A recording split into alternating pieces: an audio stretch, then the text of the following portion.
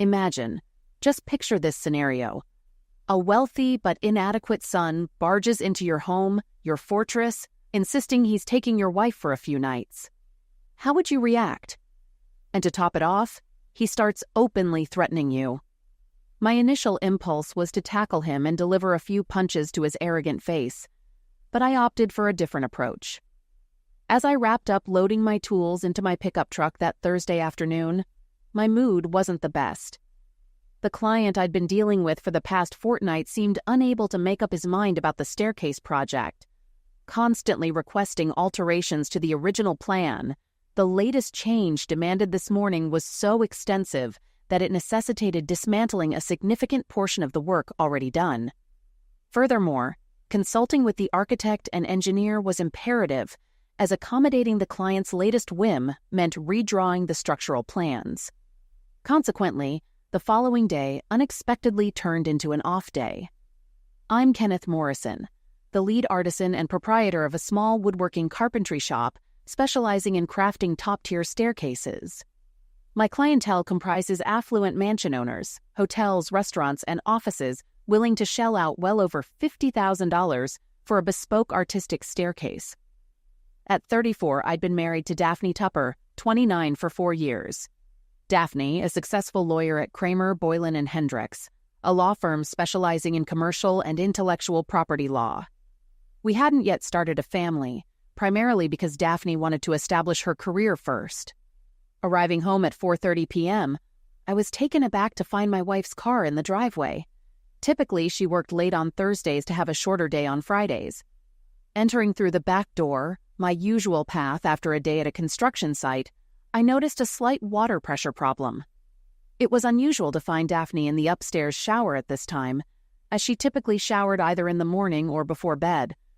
After swiftly changing into more comfortable clothes, I made my way upstairs to investigate why my wife was home so early on a Thursday afternoon.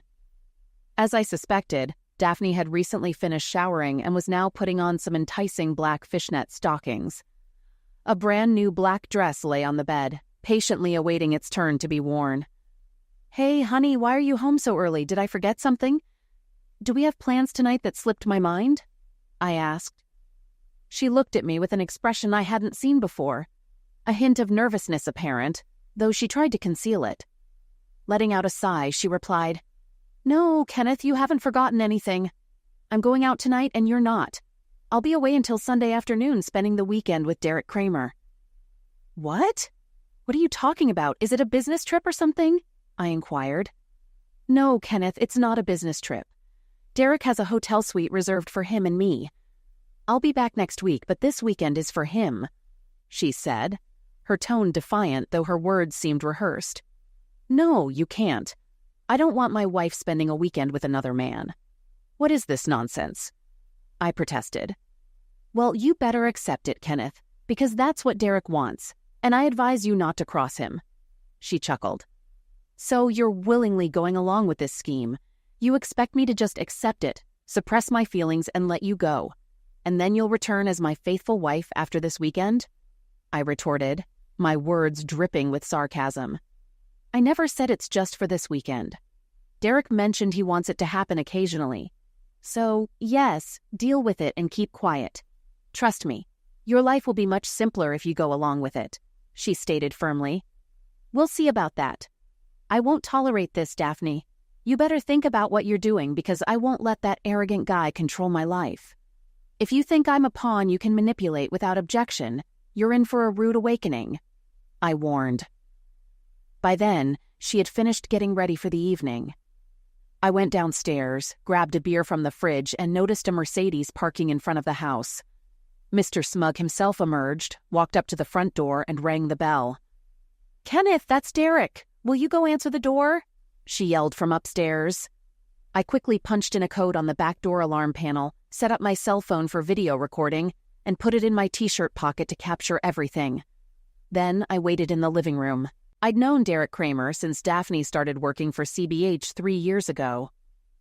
Our first meeting was at their office Christmas party. Derek, a man in his 40s, radiated a dominant aura. He seemed friendly with his partners and flirtatious with female employees and wives of male employees.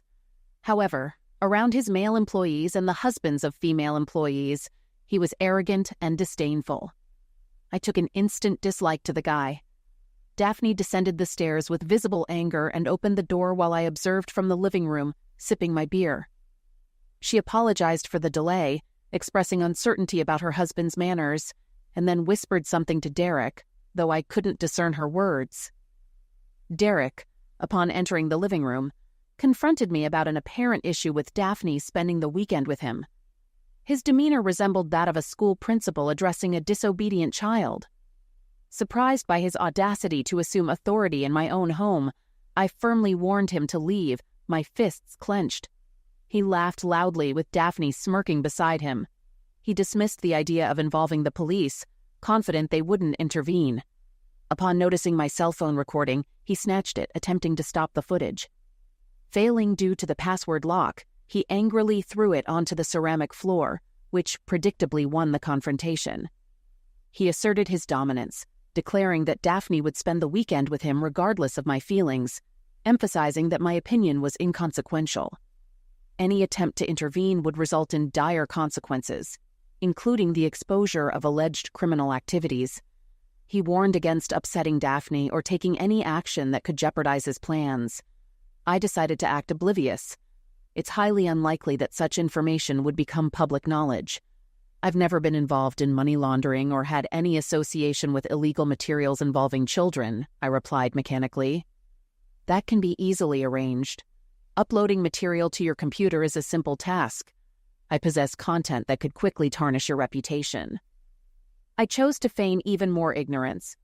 Illegal materials involving children are, well, illegal. If you upload something like that to my computer, wouldn't that mean you're already in possession of illegal material? I asked innocently. That's the difference between you and me. Some things that are illegal for you are perfectly acceptable for individuals of power like myself who have the right connections. I highly suggest you stick to your working-class antics and refrain from bothering people of higher standing. Do you understand? I could hardly believe what I had just heard. Such dialogue would be excessive, even in a comedy movie. Yet the person in my living room was speaking earnestly. Oh, and one more thing. Please refrain from seeking revenge against me or Daphne. That includes attempting to retaliate by engaging with someone else closely. I want to avoid any potential transmission of infections from you to Daphne and then to me. All right, I won't ask Daphne to withhold lovemaking from you. At least not for now. Can't you see I'm not being unreasonable? Basically, if you cross any boundaries, I'll be aware of it. Okay? Now let's go, honey. They returned to the front door. Daphne grabbed her overnight bag and left without saying goodbye or acknowledging my presence. Honey. He referred to my wife as honey. The entire situation was so surreal that I couldn't summon pure anger. My emotions were a mix of anger and astonishment. At that moment, I silently thanked the burglar who had broken into my house the year before I met Daphne. I was so disturbed that I had a comprehensive surveillance and alarm system installed, complete with motion-activated cameras and voice-activated microphones that could record everything in the house and store it in the cloud. I never let on to Daphne that the system could be set to recording mode while we were at home, ensuring she remained unaware when I activated it just before she opened the front door for that despicable individual. Simultaneously, I had initiated the recording on my cell phone, serving more as a decoy. My hope was that Kramer would notice it and figure out a way to turn it off. This would make him feel less guarded, and he might speak more freely. Thinking he was no longer being filmed, I hoped this could be a valuable source of information for a potential divorce. The scoundrel gave me much more than I expected. The cell phone now scattered on the floor was actually my business cell phone. After dealing with a wealthier clientele, I quickly realized that providing them with my main cell phone meant being on call almost 24/7. A dedicated business cell phone allowed me to turn it off at the end of the day, and I could attend to messages the following morning. So at least I wasn't without a means of communication. I picked up my personal phone and called my business lawyer and best friend Harry. 10 years ago, Harry Davenport became the husband of my elder sister, Jennifer. They enjoyed a blissful marriage until tragedy struck. 4 years into their union, Jennifer tragically drowned during a trip to Guadalupe with her 3 friends. Despite the heartbreaking loss, Harry remained an integral part of our family, earning our love and respect. 3 years after Jennifer's passing, Harry found love again in Christine. They tied the knot after a year of dating, and my parents, Daphne and I, were honored guests at their wedding. To this day, Harry and Christine remain like family to me. Recently, I found myself in a desperate situation and urgently sought Harry's help. After explaining the threats made by someone named Kramer and recounting the events of my wife's private weekend getaway, Harry immediately offered his support. He advised me to stay indoors, avoid contacting anyone, and switch off all communication devices, assuring me that he and Christine would arrive in an hour with dinner. Harry's advice provided much-needed reassurance. Reflecting on the past hour's events, I realized that Daphne, my wife, had been captivated by Kramer's power and charm. I never imagined she would forsake our love for him. It was a harsh realization that our bond wasn't as strong as I thought. My journey with Daphne began 5 years ago at a friend of a friend's birthday party. Despite being unfamiliar with most of the attendees, I struck up a conversation with Daphne, the sister of the birthday boy's army buddy stationed in Afghanistan. Our connection flourished, leading to a week of dating and eventual marriage the following year. During that time, I remained employed by Mr. Duncan, the founder of the small company where I worked. Craig Duncan was highly skilled in woodworking and well-known locally. Despite his expertise in woodworking, his skills in accounting and management were lacking. While still in college, he had hired me as a part-time accountant to handle his bookkeeping. A few months into my role, Mr. Duncan secured 3 substantial contracts that demanded more time than he could spare. Although these projects were challenging, his clients insisted he take them on. Consequently, he asked for my assistance in the field. Initially, my tasks involved running errands, acquiring supplies, and providing support. With handling larger pieces, my rapid learning and aptitude for the work became evident, and after overcoming the initial learning curve, I could independently handle simpler tasks or be a valuable asset on more complex projects. While pursuing my accounting degree, my passion for hands-on work led me to pursue an apprenticeship. After a few years, I earned certification and became Mr. Duncan's associate. Upon his retirement, my parents supported me financially, enabling me to buy out his share over a 2-year period. Despite being viewed as an uneducated shop worker by the lawyers at CBH, my company flourished, focusing on fewer but more lucrative projects. Over the preceding months, I had hired 2 assistants, and my net income and value surpassed those of many lawyers associated with my wife. Despite this success, even my wife was unaware of these details. My contemplation was interrupted by Christine and Harry, who arrived with Chinese takeout and beer. "Are you okay, Kenneth?" Christine asked, offering a warm hug. "I can't believe Daphne did that to you. This is so unlike her," Harry reassured, giving me a supportive hug. "Don't worry, buddy. We'll sort things out. Let's have dinner, and then I'll take a look at your recording." I shared the details of Daphne's unwelcoming reception when I arrived home earlier that afternoon. After dinner, I grabbed my laptop and retrieved the files containing recordings from both the camera and microphone. Fortunately, the conversations were exceptionally clear. "I can't believe what I just heard," Harry exclaimed. "Quite the arrogant guy," I remarked. "No, more like downright foolish," Harry replied. "I mean, this guy is what, 40, 42 years old? That means he has about 15 years of law practice under his belt. He's not a newbie. He's so full of himself that it never occurs to him that sometimes you just need to keep quiet. Your clever trick of making him think he wasn't being recorded after he destroyed your cell phone worked like a charm. He took the bait and spilled everything we need to know." "Okay, but can I legally use it since it was recorded without his consent?" I inquired. "Absolutely. This is your home. You have the right to record whatever you want here," Harry reassured me. "So I have nothing to worry about? Is that what you're saying?" I questioned. "No, that's not what I'm saying. We need to be extremely cautious. I did some research on my way here. Chris was kind enough to drive and handle the takeout. It turns out our guy Kramer is the son of the founder of their law firm. You were aware of this, right?" Harry explained, and I nodded. What you might not know is that his father, Marvin Kramer, had quite a reputation. He wasn't a great lawyer, but most of the judges in the area were his former college buddies. Knowing everyone personally made it easy for him to win most of his cases. Unfortunately, his son Derek has followed in his footsteps. That's what makes him dangerous. He has a wide network of friendly judges, and if he files a case, getting a judgment in our favor will be extremely challenging, no matter how illegal his actions are. Wow, so you're saying that no matter what I do, I'm in trouble? Not necessarily. Winning will be challenging, but not impossible. I have connections too, you know. The key is to gather enough evidence to make a strong case against him. I've got a plan.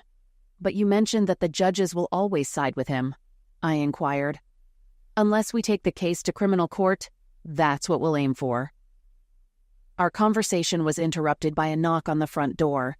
A petite brunette was waiting on the porch. "Hello, Mr. Morrison?" she asked. "Hi, Laura, come on in," Harry called out behind me. "Kenneth, meet Laura Foster. She's the computer specialist at the private investigator firm we collaborate with."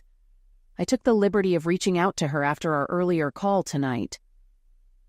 We briefed Laura on the situation and had her review the recorded conversation, particularly the part where Kramer threatened to upload incriminating material to my computer.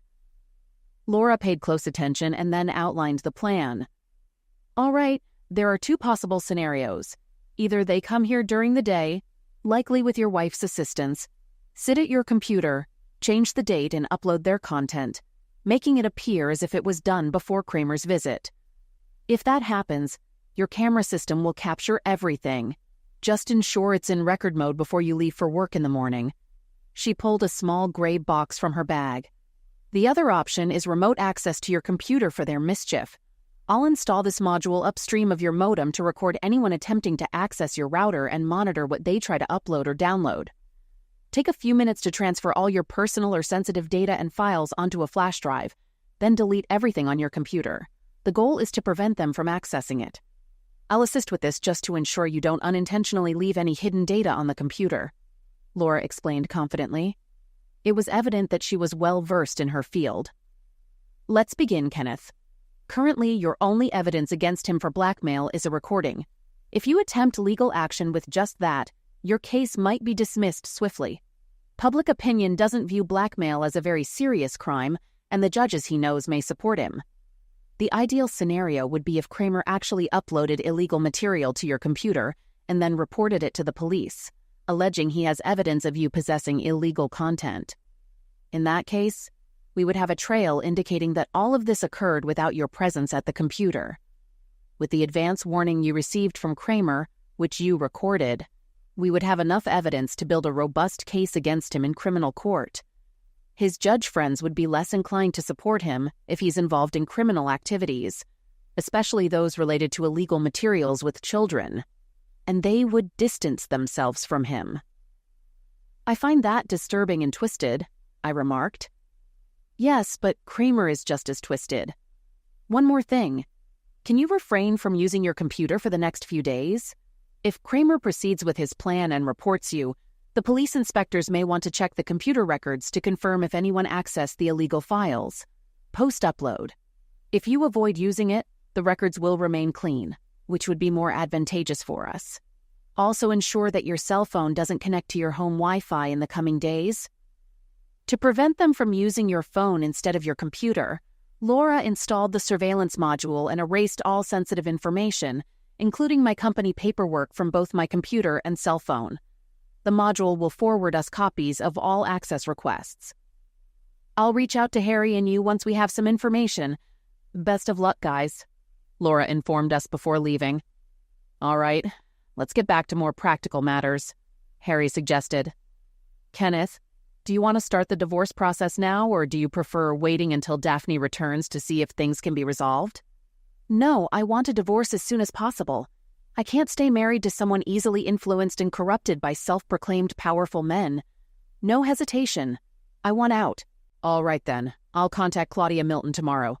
She's the family law expert at my office. Good, fair, and efficient. I'll ask her to reach out to you ASAP. You'll like her," Harry assured me. We continued discussing matters, and I provided Harry with the access code to my recording system for real-time updates and cloud-stored information.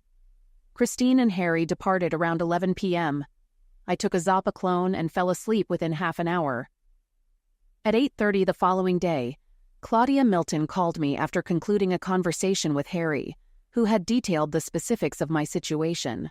She requested my presence in her office by 11 a.m. During our meeting, Claudia expressed sympathy for my predicament upon learning about Derek Kramer's questionable reputation. She reassured me that since I had purchased the house before meeting Daphne and her name wasn't on the deed, the property remained mine. With no children in the picture, the divorce proceedings would be straightforward. Concerned about my company, I inquired about the possibility of being forced to sell it and divide the proceeds. Claudia summoned Harry to address my concerns, and he promptly assured us, "Don't worry. The marriage contract clearly stipulates that your company is solely yours and she has no claim to it. They might attempt, but I double-checked and legally they have no grounds."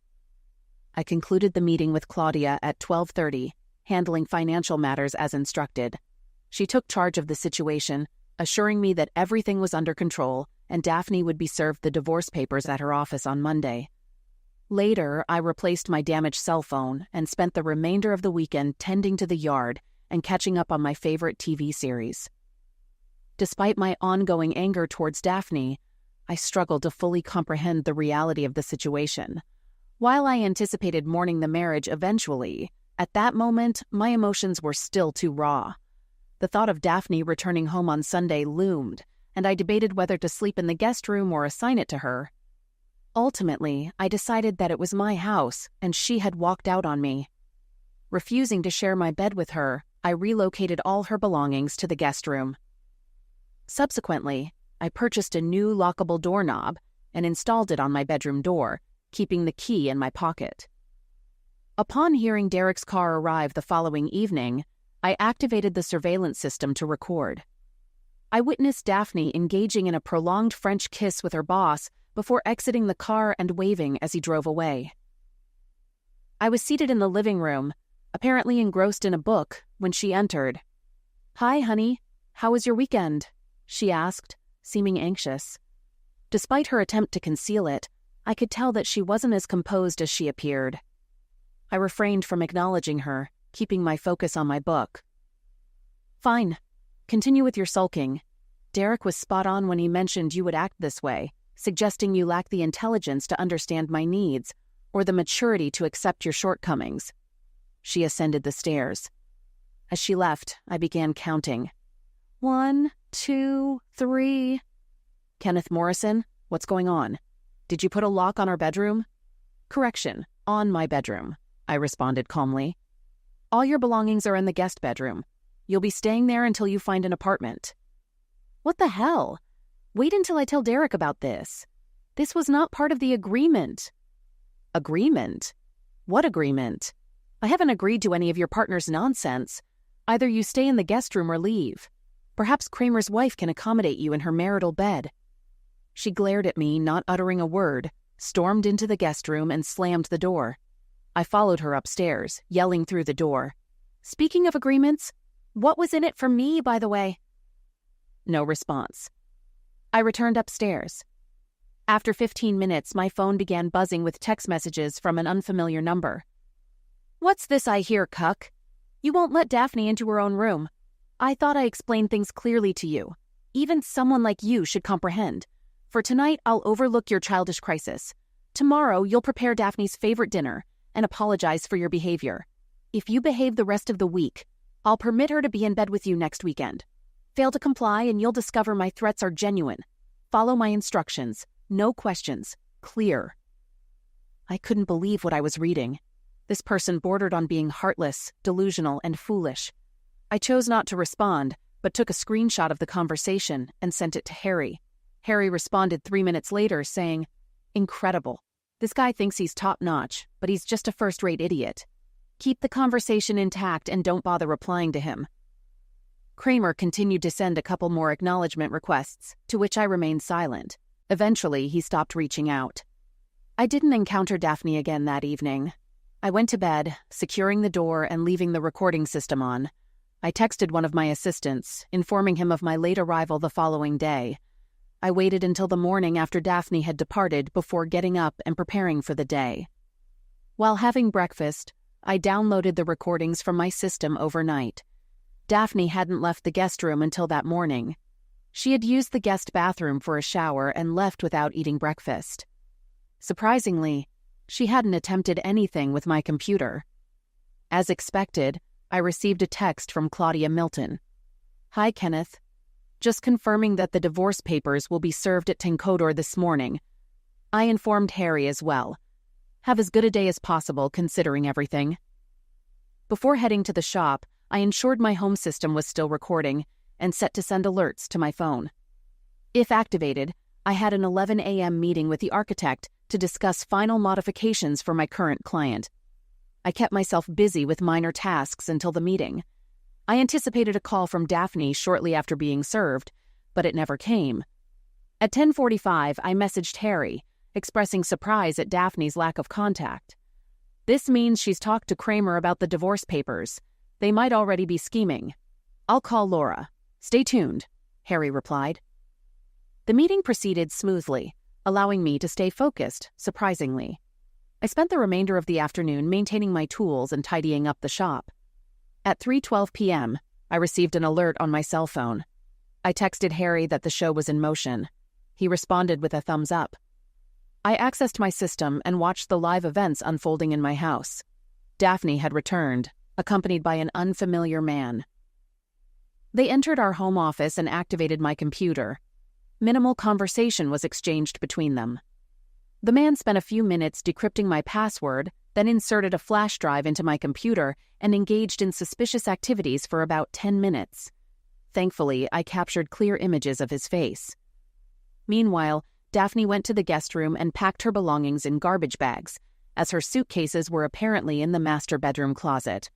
Once the man completed his tasks, he shut down the computer and informed Daphne of his departure. She finished packing and left the premises.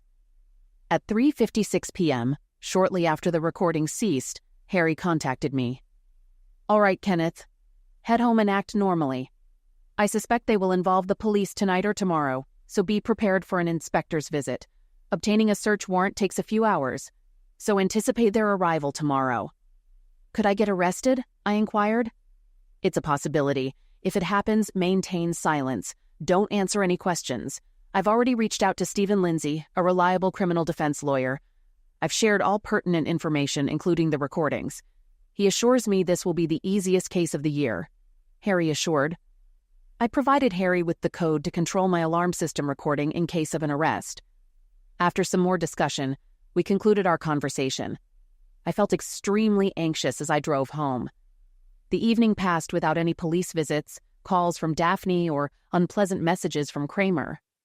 I made myself a sandwich and ate while watching TV. Although tempted to inform my parents about the situation, I decided to wait until the storm had passed. Explaining computer system tampering and cloud-stored videos to my mother seemed futile and likely to cause unnecessary worry. The next day, while I was at the store, I got another alert saying there was an intruder in my house. Following the same steps as before, I quickly messaged Harry and checked my security system. The police had entered my place and were trying to turn off the alarm. They seemed to have done it successfully because I lost communication. Harry told me he saw what happened and sent the images to Stephen Lindsay. About an hour later, 2 officers came to my shop and arrested me. They handcuffed me and took me away in a police car. They told me my rights and started asking questions, but I chose not to answer. When we got to the station, they took my phone and wallet and put me in a cell with 5 others. There wasn't much talking. Everyone stared at the floor tiles. After about 3 hours, a guard took me to a meeting room to see my lawyer. "What's going on?" I asked the guard. I hadn't told anyone who my lawyer was. The guard didn't say anything and left me alone in the room. 10 minutes later, Derek Kramer walked in. He had a big grin on his face and sat across from me without saying anything. I stared back at him, saying nothing. After he was satisfied with establishing his dominance, he finally spoke. "Now, do you understand the seriousness of the situation?" I stayed quiet. "I asked you a question, Morrison. Answer me, you insignificant bug." Again, I didn't respond. "It's your word against mine, Morrison. A carpenter versus one of the top lawyers in the city. Can you guess what will happen?" he asked, still smirking. Then he got up and left the room. "Okay, it seems like you need some time to process what I've told you. Let's meet again tomorrow morning to discuss further," he said before leaving the room. I was taken back to the cell, now with only 4 others. Later that day, another person came to see me. I was brought back to the same meeting room where a tall blonde man was waiting for me. With a stern expression and a no-nonsense demeanor, he stood up as I entered. "Good afternoon, Kenneth. Nice to meet you. I'm Stephen Lindsay. You can call me Stephen. Harry got in touch with me earlier today saying he had trouble reaching you. Given the situation, we figured you might have been arrested and brought here." I recounted all the events of the day, including the unsettling visit from Derek Kramer. Stephen seemed shocked, but he stayed silent. "Okay, you'll be in front of a judge tomorrow morning. Expect a high bail, but don't worry, Harry will take care of it. I know tonight will be tough, but stay strong. Both Harry and I are here for you. In the meantime, keep refusing to answer their questions. I've officially taken on your case, and I'll make sure Kramer doesn't bother you again." The next day, I appeared before the judge on charges of possessing illegal material involving children, maintaining my plea of not guilty. Bail was set, and I was released later that afternoon. I was restricted from leaving the city or contacting my soon-to-be ex-wife, Derek Kramer, or anyone from their office, but I could work in my shop. My phone and wallet were returned, and Stephen took me for a late lunch where we continued our conversation. I didn't say much at the police station yesterday because I was worried about confidentiality. But after making some calls and doing research, I found out some interesting things about Derek Kramer. Let me give you some reassuring information. Firstly, getting a search warrant takes time, and only after that can they review the found material and get an arrest warrant. In your case, you were brought in before they finished searching your house. Secondly, despite the restrictions on contacting me or Harry, Derek Kramer was allowed to see you. This strongly suggests that the whole thing was planned, which is definitely illegal. But Harry said Kramer has influence over many judges, I pointed out. "Not all of them," he replied with a wink. "You can't make so many friends without making some enemies." "I have no clue what I'll find at home. I hope my wife and her scheming partner didn't take everything." "Don't worry about that. Harry went to your place right after the police left, reactivated the system, and set it to record again. No one came." I went back to the shop to get my car, and then went home for a much-needed shower. The architect had left a message confirming the updated plan had been approved by the client. This was good news, as it meant I could go back to work the next day and keep my mind occupied. When I got home, I found a mess. Every inch had been searched. Besides the tampered computer, I knew they wouldn't find anything incriminating. As I cleaned up, I couldn't help but cry for the first time. Just a week ago, I was a happy man in what I thought was a stable marriage. Now I was a suspect in a crime, facing divorce, and manipulated by my wife's boss. What had I done to deserve this? At least there were no reporters bothering me. They were probably busy with the newly discovered multi-billion-dollar hole in public finances to care about someone like Kenneth. Towards the end of the following week, Stephen finally contacted me with some big news. All charges against me had been dropped. It seemed the assigned inspector, who was particularly sensitive to blackmail issues, wasn't someone to mess with. Despite Derek Kramer's attempts, the inspector swiftly filed charges against him for blackmail, evidence fabrication, and possessing illegal materials with children. As for Daphne, she would be facing conspiracy accusations related to these crimes. Shortly after talking to Stephen, Harry called and invited me to dinner that evening. While on my way to Harry's, Claudia Milton, my family law attorney, reached out to me. "Kenneth, Daphne's lawyer called and said she's ready to sign the divorce papers without changes, but with one condition. She wants a private hour-long meeting with you, suggesting it could be at my office. Although meeting Daphne was the last thing I wanted, I thought it might speed up the divorce process. So I agreed to Claudia's plan." The evening with Harry and Christine was a much-needed break. The the first relaxing one in 2 weeks. Christine had prepared a delicious meal of coconut shrimp and rice, which left me feeling peaceful. Upon returning home, the meeting with Daphne was set for the following Wednesday, and despite being the sufferer in this scheme, I couldn't shake off my nerves. When I arrived, Claudia advised me in her office, "Kenneth, I'm not sure about her intentions, but I must warn you, she's facing criminal accusations. Don't give her any ammunition.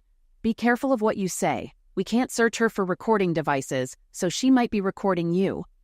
"Okay, thanks for the heads up," I replied. Then I was led into a private meeting room where Daphne was already sitting.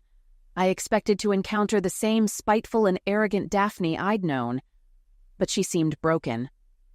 Despite feeling compassionate, memories of her questionable interactions with Kramer quickly dispelled any sympathy I had.